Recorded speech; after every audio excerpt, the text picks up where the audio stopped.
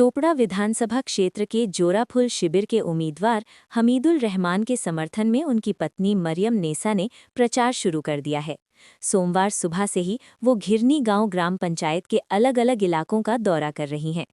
इस दिन उन्होंने घिरनी गांव के मिर्चागाछ और कोटगाछ समेत कई इलाकों में पार्टी कार्यकर्ताओं के साथ छोटी-छोटी पारा मीटिंग की। घर के ड्राइंग रूम से लेकर गांव की गलियों तक वो हर जगह पहुंची। उन्होंने स्थानीय महिलाओं से बात की और उनकी शिकायतें सुनी। प्रचार के दौरान मरियम नेसा ने आम लोगों के सामने राज्य सरकार की जनहितैषी परियोजनाओं के फायदे बताए। उन्होंने कहा, पिछले कुछ सालों में चोपड़ा ब्लॉक में विकास की जो लहर आई है, उसे बनाए रखने के लिए तृणमूल कांग्रेस के अलावा कोई दूसरा रास्ता नहीं है। सड़कों से लेकर पीने का साफ पानी, हर घर तक सेवाएं पहुंची हैं। इलाके के अधूरे कामों को पूरा करने के लिए हमीदुल रहमान को जोराफुल के निशान पर फिर से जिताएं। उम्मीदवार की पत्नी जनसंपर्क के जरिए तृणमूल कार्यकर्ताओं को और जोश दे रही है। स्थानीय तृणमूल लीडरशिप का दावा है कि मरियम नेसा जिस तरह आम लोगों से मिल रही हैं, उससे वोटरों में एक अच्छा संदेश जा रहा है। लोगों का रिस्पॉन्स भी देखने लायक है।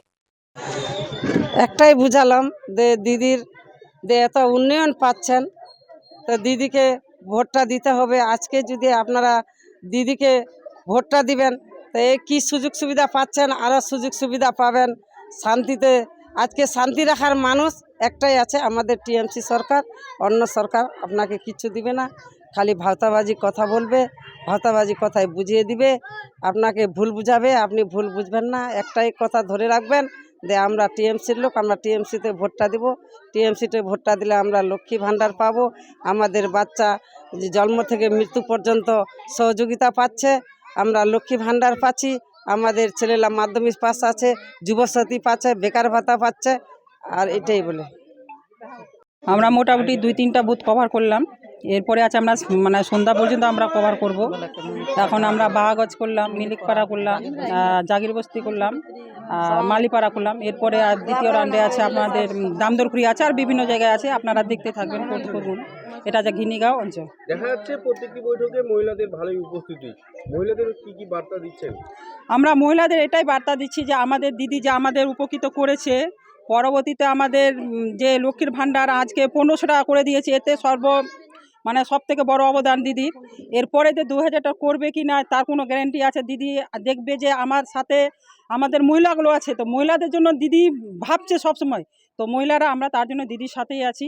এইসব আমরা বিভিন্ন ধরনের যে পরিকল্পনা দিয়েছে দিদিগুলো, সেগুলোই বোঝালাম যে আপনাদের কী দিয়ে উপকৃত করেছেন, আপনারা সেটাকে ধরে রাখার চেষ্টা করুন। কারণ আগামী 2026 যে বিধানসভার ভোট, আমাদের এখানটার যে বিধায়ক এমএলএ হামিদুল রহমান সাহেব, তিনি আবার টিকিট পেয়েছেন।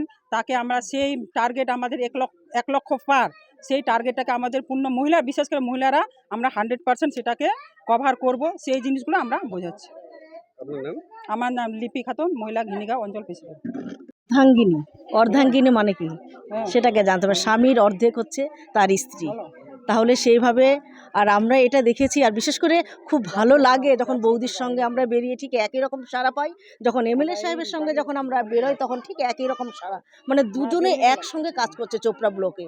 তাই তো আজকে চোপড়া আমরা 1.5 লক্ষ টার্গেট শুধু এমনি হচ্ছে না। আজকে এমএলএ সাহেবের যেমন রয়েছেন দায়িত্ব, সেই রকম আমাদের এমএলএ সাহেবের মিসেসেরও একই রকম দায়িত্ব রয়েছে। তাই তো আমরা টার্গেটটা আরও পূর্ণ করতে পারছি, কিংবা সেই লক্ষ্যে আমরা পৌঁছাচ্ছি।